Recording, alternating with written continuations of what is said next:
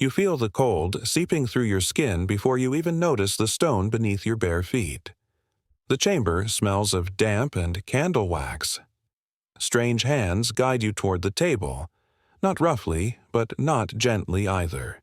You are 14 years old, and you're about to be examined like livestock at market. The Duchess of Bedford stands near the window, her face carved from the same stone as these walls. Two midwives approach. You want to run. You want to scream. But you are Blanche of Navarre, and you have been trained your entire short life not to flinch. So you don't. You stand there trembling as they strip away the last of your clothing and the last of your childhood in a single motion. Everything you will become, queen, political pawn, woman, depends on what these strangers find between your legs. Before we go deeper into this story, I'd love to hear from you. Drop a comment letting me know where in the world you're watching from. It's genuinely incredible that we can all be connected across continents, exploring these buried chapters of history together. The year was 1440, February, in the cold heart of Rouen Castle. Blanche was being prepared for marriage to Henry VI of England, a union that would bind Navarre to the English crown and shift the balance of power across medieval Europe. But before any of that could happen, before the treaties could be signed and the dowries exchanged, Blanche had to pass a test. Not a test of intelligence or diplomacy or faith, a test of her body. Her hymen had to be intact. Her virginity had to be verified, witnessed, documented, signed by noblewomen who would stake their reputations on the condition of a teenage girl's genitals. This wasn't cruelty disguised as custom. This was custom itself, woven so deeply into the fabric of medieval life that no one questioned it. Not the king who ordered it, not the duchess who oversaw it, not even the girl who endured it. Because in medieval Europe, a woman's body was never truly hers. It was a contract, a seal, a guarantee of bloodlines and inheritance, and if that seal was broken, or even suspected of being broken, everything collapsed. The marriage, the alliance, sometimes the woman's life itself. Blanche's examination was recorded in meticulous detail, preserved in the archives of the French court. The midwives confirmed her virginity. The Duchess of Bedford signed the certificate. Blanche was approved for marriage. But 13 years later, in 1453, she would face another examination, this time to prove that her marriage to Henry IV of Castile had never been consummated. 13 years of sleeping beside a man who never touched her. 13 years of whispered rumors and political maneuvering. And, at the end of it all, another cold room, another set of strange hands, another document certifying the state of her body for the benefit of men she would never meet. She wasn't alone. Across medieval Europe, virginity testing was standard procedure for any woman of noble birth approaching marriage. The methods varied wildly, some grounded in crude attempts at medical examination, others steeped in superstition that bordered on the occult. But they all shared one purpose: to assert control. To remind every woman, no matter how high-born, that her most intimate self was subject to inspection, judgment, and public record. Some tests were almost laughably absurd, if they weren't so devastating. One popular method involved handing a woman a sieve and ordering her to fill it with water. If the water leaked through, which of course it always did, she was declared unchaste. The logic was medieval in the worst sense. A leaky sieve represented a leaky bladder, which somehow signified a sullied maiden. Women stood before crowds of male officials, desperately tilting kitchen tools, watching their reputations drain away drop by drop. The humiliation was the point. The test didn't need to work. It just needed to remind everyone watching who held power. Then there were the urine tests. Medieval physicians claimed they could determine virginity by examining a woman's bodily fluids with the confidence of modern lab technicians. A 13th-century text called Secretis Mulierum declared that the urine of virgins is clear and lucid, sometimes white, sometimes sparkling. Another expert insisted that virgins urinated with a subtle hiss and took longer than small boys. Imagine the scene. Noblewomen, daughters of kings, forced to urinate into chamber pots while male physicians listened intently, claiming they could hear virtue in the sound of splashing water. The degradation was systematic, calculated, and considered perfectly normal. Some methods ventured into stranger territory. One 11th century writer suggested a magnet test for suspected adultery. Place a magnet under the pillow of a married woman, and if she was faithful, she would embrace her husband in her sleep. If she had broken her vows, she would fling herself from the bed in terror, startled by frightening visions. Then there were fumigation tests. Niccolò Falcucci, a 15th-century Italian physician, wrote that if a woman was covered with cloth and fumigated with coal, a virgin would not perceive the odor through her mouth or nose.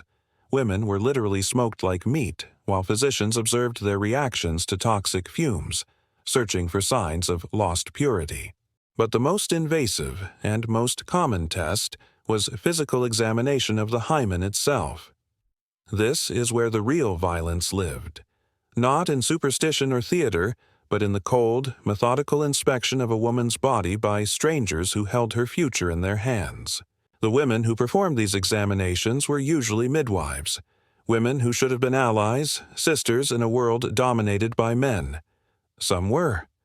There are scattered accounts of midwives who lied, who declared women virgins when they clearly weren't, who understood that survival sometimes required deception. But most midwives were brutally honest.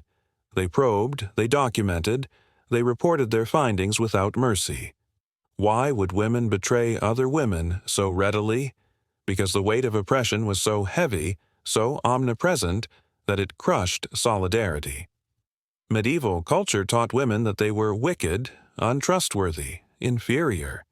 Many midwives internalized this. They believed the rhetoric, and so they became instruments of the same system that oppressed them. The stakes were almost incomprehensible. A failed virginity test didn't just mean social disgrace, it could mean death. In some regions, women who failed were executed publicly, their bodies displayed as warnings. In others, they were exiled, cast out to live as beggars or worse. For royal women, the consequences rippled outward, triggering political crises, dissolved alliances, even wars. A queen's hymen could destabilize entire kingdoms. Consider Catherine of Aragon. When she married Arthur, Prince of Wales, in 1501, she was 15 years old. Arthur died 5 months later, and Catherine insisted for the rest of her life that their marriage had never been consummated, that she came to her second husband, Henry VIII, as a virgin. Henry accepted this. For years, he accepted it, until he wanted to be rid of her. Then, suddenly, Catherine's virginity became a legal battleground that consumed European courts for over a decade. Theologians debated it. Lawyers dissected it. Politicians weaponized it. The same body that had been examined and approved for one marriage was now questioned and condemned for another. Catherine spent years defending her most intimate moments in public testimony, reliving her wedding night before tribunals of men who cared nothing for her dignity and everything for their political ambitions. The examination process itself was designed to break you. Royal women were stripped naked and placed on tables in cold stone chambers. Multiple witnesses observed, always multiple, to ensure nothing could be hidden or fabricated. Midwives or court physicians would probe their bodies, searching for evidence of an intact hymen. The examination could take hours. Different examiners would verify the findings. Women were positioned in degrading poses, legs spread wide, forbidden to speak or protest. The room was silent except for the murmur of male voices discussing their bodies as though they weren't even there. And here's the cruelest irony. The test was fundamentally unreliable. Hymens can tear from horseback riding, from strenuous labor, from any number of non-sexual activities. Some women are born without hymens. Others have elastic tissue that doesn't tear even after intercourse. Medieval physicians knew this. Court officials knew this, but they didn't care. The test wasn't really about determining virginity. It was about control. It was about ensuring that every woman understood her body could be claimed, examined, and judged by men whenever they deemed it necessary. Joan of Arc's experience reveals just how far this obsession extended. In 1429, before she was allowed to meet the Dauphin Charles, Joan was subjected to a virginity examination overseen by Yolande of Aragon, Charles's mother-in-law. The reasoning was almost theological. Virgins were less likely to be recruited by the devil. Joan, who claimed to receive visions from God, who inspired French troops to victory against the English, who changed the course of the 100 Years' War through sheer force of will, she had to lie naked on a table while noblewomen examined her body to verify her spiritual credentials. Later, during her trial for heresy, she was examined again, multiple times. The Duchess of Bedford personally oversaw one examination. Joan's courage on the battlefield, her military genius, her unwavering faith, none of it mattered as much as the state of her hymen. Her prosecutors understood the power of this violation. By reducing Joan to her body, they stripped away her authority. They transformed a prophesied savior into a specimen. The theological implications were staggering.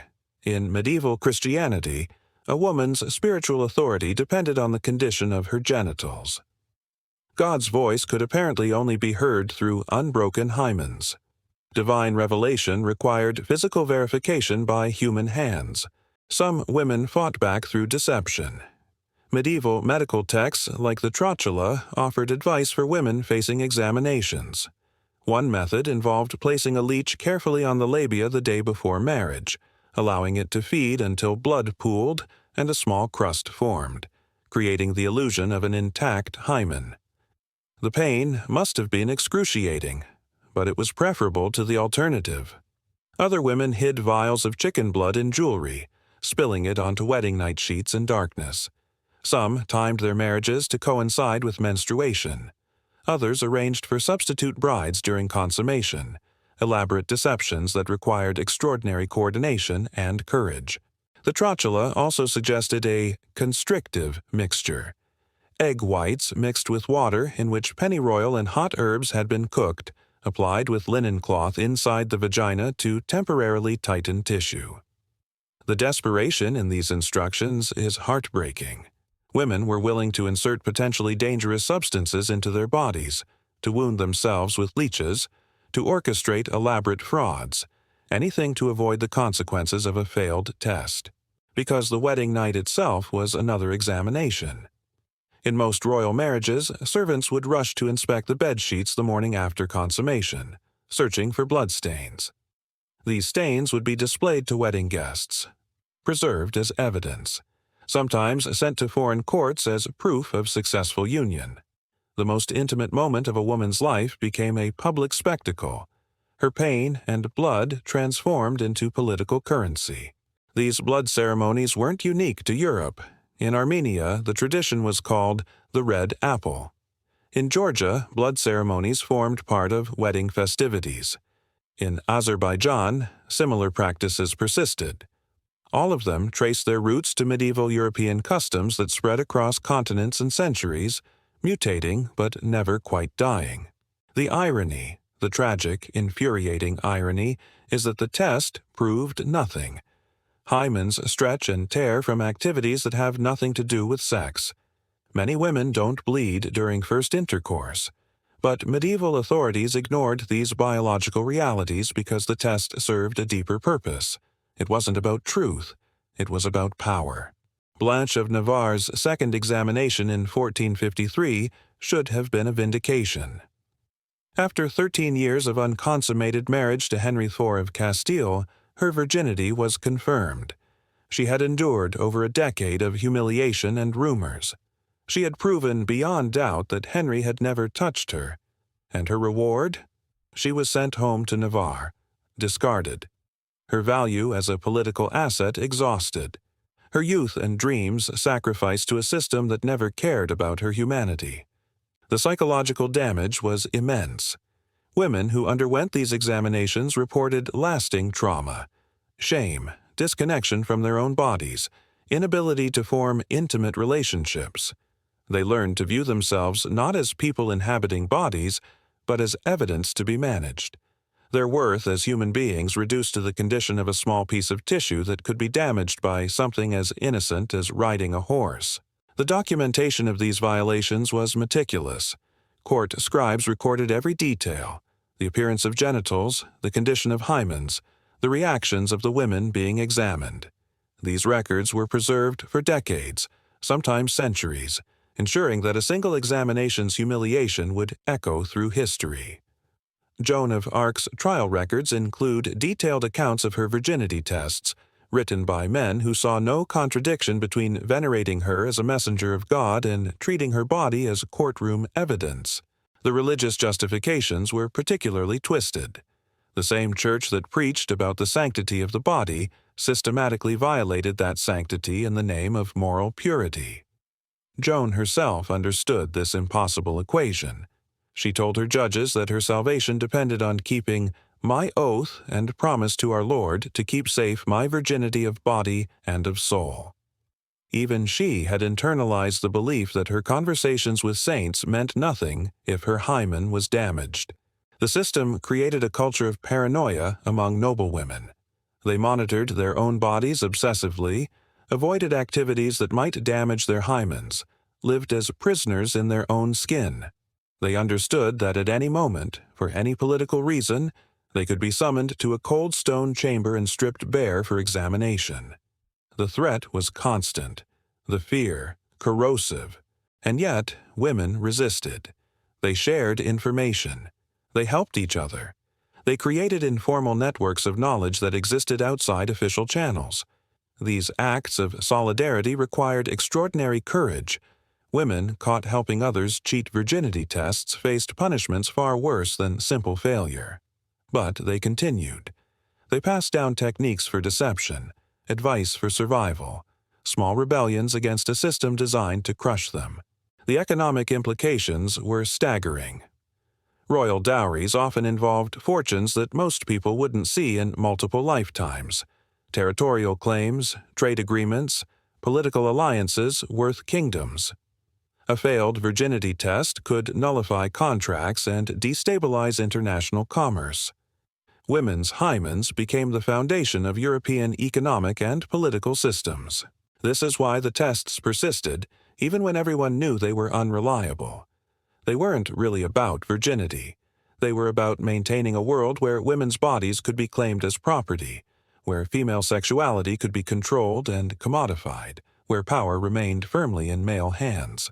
The legacy of medieval virginity testing extends far beyond the Middle Ages. The ideas that justified these practices, that women's bodies are appropriate subjects for male inspection, that female purity is a matter of public concern, that a woman's worth depends on her sexual history. These ideas persist. Virginity testing still occurs in parts of Asia, the Middle East, Africa. In the United States, it remains legal for doctors to perform virginity examinations. The UN Human Rights Council condemned the practice in 2018, calling it painful, humiliating, and traumatic violence against women. But condemnation isn't elimination. The practice continues because the underlying assumption continues, that women's bodies are not entirely their own. Blanche of Navarre stood naked in that chamber in 1440, her body trembling not from cold but from terror. She survived that violation. She survived 13 years of unconsummated marriage. She survived a second examination at age 29. But survival isn't the same as justice. Survival isn't the same as freedom. Catherine of Aragon spent the last years of her life in exile. Her marriage annulled, her daughter declared a bastard, all because Henry VIII decided her virginity, once accepted, once verified, was suddenly in question. Joan of Arc was burned at the stake. Her virginity examined multiple times but ultimately irrelevant to men who had already decided she must die. These women's stories aren't just historical curiosities. They're warnings. They show us what happens when societies decide that women's bodies exist primarily as evidence, as contracts, as seals to be broken or preserved at men's convenience. They show us the lengths to which power will go to maintain control. And they show us the extraordinary courage of women who resisted, who survived, who found ways to protect themselves and each other in a world designed to destroy them. The examination rooms have crumbled. The documents have yellowed and faded. The men who ordered these violations have been forgotten. But the women remain. In archives, in legends, in the DNA of every person who has ever been told their body is not their own. Blanche's trembling in that February cold, Catherine's dignified testimony before hostile courts, Joan's unwavering faith despite repeated violations, these moments still matter. They still speak to anyone who has ever been reduced to their body, inspected, judged, found wanting, or approved, as though humanity could be measured in flesh. Medieval queens were examined like livestock. Their hymens became historical documents. Their pain, political currency. And centuries later, we're still grappling with the belief that made it all possible. That a woman's body is something to be verified before it can be trusted. That her worth is something that can be measured, documented, and filed away in royal archives, right next to the treaties and the dowries and the other instruments of power. The cold of those stone chambers hasn't fully left us yet. We carry it still.